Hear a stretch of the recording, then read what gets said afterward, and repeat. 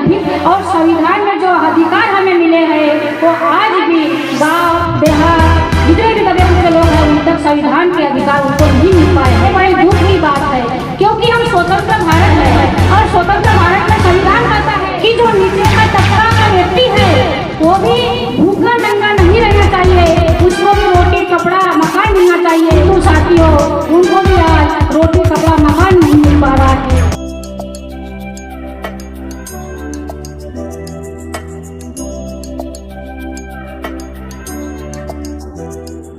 संत साहेब कबीरदास जी, मैं इनको नमन करती हूँ।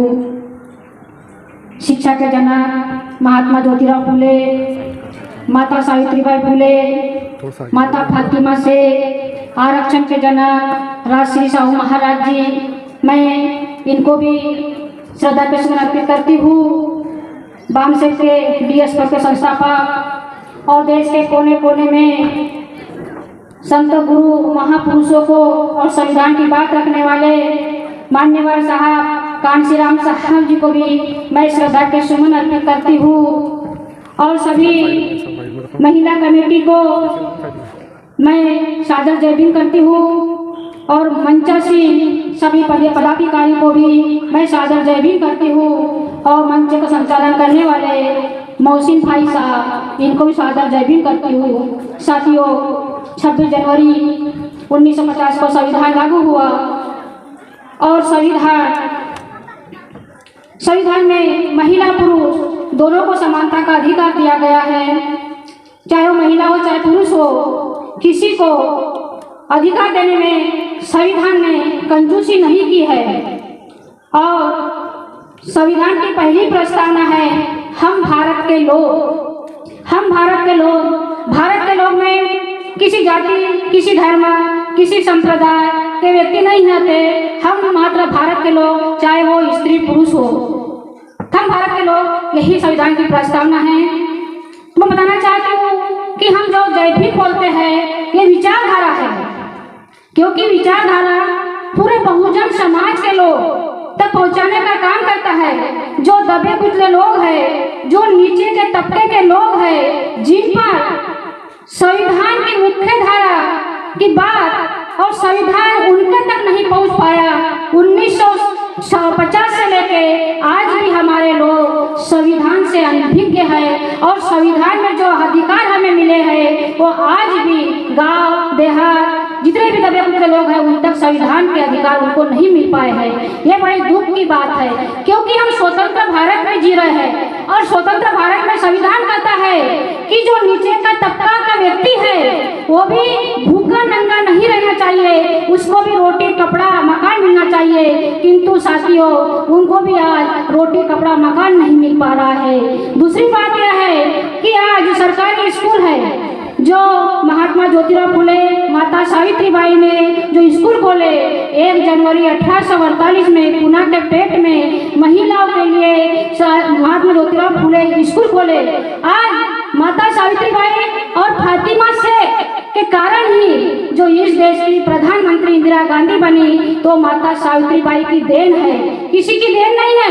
यदि माता सावित्रीबाई स्कूल नहीं खोलती तो इंदिरा गांधी भी प्रधानमंत्री नहीं बन पाती। इसलिए आज जो हम शिक्षा हमको जो मिल रही है और जो हम पढ़ रहे हैं वो माता सावित्रीबाई और फातिमा शेख के कारण है, क्योंकि स्कूल तो थे पर महिलाओं के लिए स्कूल नहीं थे। तो हम जो माता सावित्रीबाई ने 1 जनवरी 1848 में स्कूल खोले, तो उस स्कूल के माध्यम से हमको पढ़ने का अधिकार मिला और उस अधिकार को डॉक्टर बाबा साहब अम्बेडकर ने संविधान में लागू किया। चाहे वो महात्मा ज्योतिराव फुले का हो सिद्धांत, राजश्री साहू महाराज जी ने जो हमें नौकरी में प्रतिनिधि देने का काम किया, उनको संविधान में लागू करने का काम डॉक्टर बाबा साहब अम्बेडकर ने किया। और जो संविधान बना है, भारत का संविधान बना है, वो मानव कल्याण के लिए बना है। जो मानव कल्याण की बात करता है, तो संविधान के कारण ही आज जो गरीब तबके का व्यक्ति है, चाहे गरीब महिला हो चाहे पूंजीपति महिला हो, सभी को बराबर अधिकार मिले हैं। हम बताना चाहते हैं कि उसी तरह माता सावित्रीबाई ने, फातिमा शेख ने जो कार्य किया है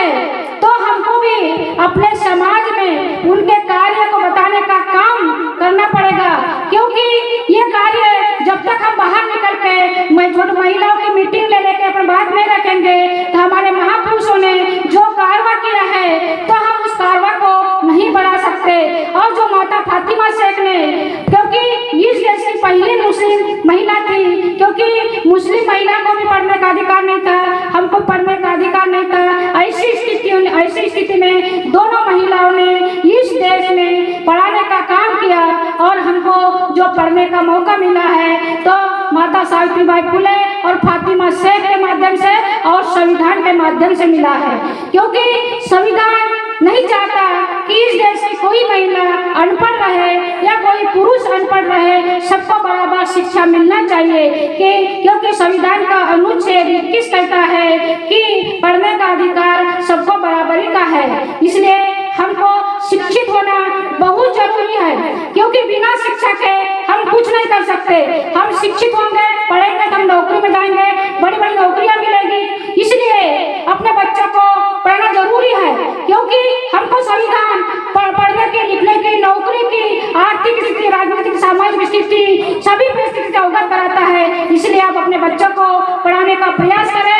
मैं ऐसी विनती करती हूँ, चाहे महिला हो, चाहे पुरुष हो, चाहे लड़की हो, चाहे लड़का हो, उसमें मतभेद न करके उसको पढ़ाने का काम करें, क्योंकि शिक्षा ही शेरनी का दूध है। बाबा साहब कहते हैं कि जो शिक्षित होगा वो इस देश में शासन सत्ता और सामाजिक परिवर्तन भी कर सकता है। इसलिए अपने बच्चों को पढ़ाने का काम कीजिए। ऐसी बात रखते हुए मैं अपनी वाणी को विराम देती हूँ। धन्यवाद। जय भीम।